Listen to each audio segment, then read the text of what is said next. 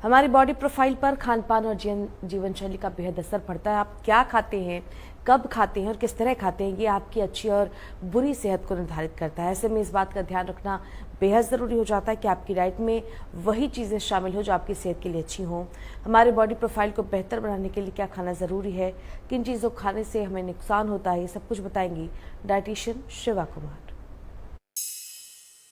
होड़ लगी है, फिटनेस की एक होड़ लगी है। शायद इस फिटनेस की दौड़ में सारी दुनिया खाना खाना छोड़ चुकी है। हेलो, नमस्ते, सत श्री अकाल, कैसे हैं आप सब? उम्मीद करता हूँ सब सेफ होंगे, सुरक्षित होंगे। मैं हूँ डाइटिशियन शिवा। आइए आज बात करें हमारे डेफिशिएंसीज के ऊपर या उन कमियों के ऊपर जिनको शायद हम इतना दरकिनार करके चलते हैं कि दैट इज कॉमन। आप बहुत काम कर रहे हैं तो शायद थकते होंगे। आप बहुत सैर कर रहे हैं तो भी आपकी टांगों में दर्द हो सकता है। या आपको लगता है कि आप फिटनेस फ्रीक हैं इसलिए पेन होती है, ये तो मसल टीयर है जो आता ही रहता है। या अब और बच्चे पढ़ने बहुत ज्यादा लग गए हैं इसलिए थक जाते हैं, जल्दी सो जाते हैं या शायद याद ही नहीं कर पाते। ये सारी चीजें अगर आपके साथ किसी भी एक एक चीज के साथ भी काउंटर कर पा रहे हैं तो ध्यान दीजिएगा, क्या डेफिशिएंसीज बॉडी रेडी हो गई है? जी हाँ।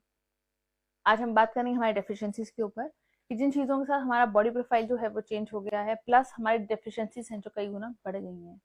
हम लोग अक्सर एक चीज पे काम करते हैं, दैट इज इंटरमिटेंट फास्टिंग। हमने गूगल किया intermittent fasting, wow great thing, और हमसे फॉलो करना शुरू कर देते हैं।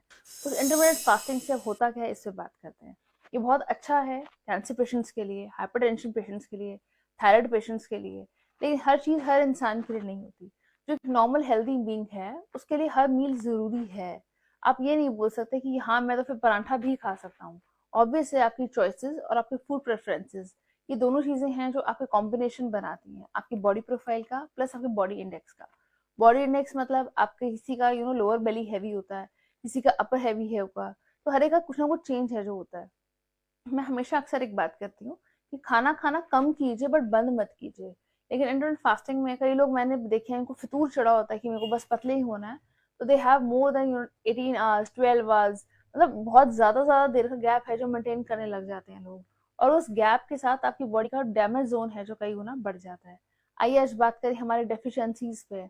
अगर आपका ओमेगा 3 का रेशो कम हो जाएगा तो आपको चीजें भूलना या आपका थोड़ी थोड़ी थोड़ी देर बाद ब्रेन फॉगिंग, एकदम से कुछ ब्लैंक हो जाता है, कुछ समझ नहीं आता, ये सब होना लाजिम है। तो आइए इसी को समझें, क्या खा के आपको बॉडी बेनिफिट है जो ज्यादा अच्छा जाएगा, particularly for the patients of omega 3 deficiencies. आप वॉलनट्स है जो खा सकते हैं, सोयाबीन है जो ले सकते हैं।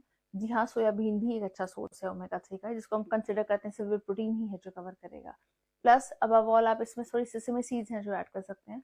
सीजन चेंज होना शुरू हो चुका है और सफेद तिल है जो हाँ आप ले सकते हैं, पर उनको रात को लीजिएगा ताकि कंजम्पशन अच्छा रहे।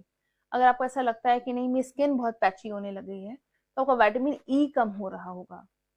हर चीज अलग अलग मोड्स पे चलती है। तो अगर आप फेशियल्स या केराटिन थेरेपीज हैं जो करवाते हैं उससे विटामिन ई कहीं इंप्रूव नहीं होता। तो विटामिन ई इंप्रूव करने के लिए अगर आपको लगता है कि ऑयल्स, आप कभी मस्टर्ड ऑयल में खाना बना सकते हैं, कभी सोयाबीन ऑयल में बना सकते हैं, पीनट ऑयल में बना सकते हैं, प्लीज चेंज योर ऑयल। जब भी आपकी ऑयल की बॉटल या आपका ऑयल का पैकेट खत्म हो तो अगले हफ्ते या अगले नेक्स्ट आप जब भी मंगवाएं, कोशिश करें नेक्स्ट ब्रांड है जो यूज होना चाहिए। हम एक चीज समझते हैं, लेट्स से कि राइट हैंड है कि लेफ्ट हैंड है, ठीक है। अगर इस हाथ में जो क्वालिटीज हैं वो इसमें नहीं होंगी, जो इसमें है वो इसमें नहीं होंगी। अगर हमारे हाथ के एक ही इंसान के दो हाथ सेम उस लेवल पे काम नहीं करते हैं तो क्या आपको लगता है कि आप उतने ऑयल्स या उतने इसेंशियल रिफाइंड ऑयल्स करते होंगे? जी हाँ। हर एक के पास एक अपनी डेफिशिएंसीज हैं जो होती हैं, लेकिन हम एक ही पैकेट या एक ही ब्रांड को कंसिस्टेंट जनरेशन दर जनरेशन है चलाते रहते हैं, जिसके कारण भी बॉडी में डेफिशिएंसीज हैं जो आती हैं। देसी घी खाना प्लीज बंद मत कीजिए क्योंकि वो शायद आपको दिक्कत ज्यादा दिखे जाएगा। आइए अब इसके ऊपर बात करते हैं हमारी विजन या हमारी आई साइट पे। अगर आपको लगता है कि आपका विद टाइम चश्मा बढ़ गया है या नंबर बहुत ज्यादा बढ़ता जा रहा है या डार्क सर्कल्स या पफी आईज बहुत ज्यादा हो रही हैं, तो आप एक काम कर सकते हैं। हम लोग सिर्फ हनी को खाना है या तो सिर्फ वेट लॉस के लिए कंसिडर करते हैं, या हमें लगता है कि हनी खाना मतलब सिर्फ एक स्वीटनर के लिए खाना है। जब भी आप बादाम खाएं, आपने रात को बादाम को डिप किया पानी में, सुबह उनको छिलका उतारिए और उसको फिर हनी में कोट कीजिए। आधा चम्मच में आप टॉस कर सकते हैं, वो आप खा सकते हैं।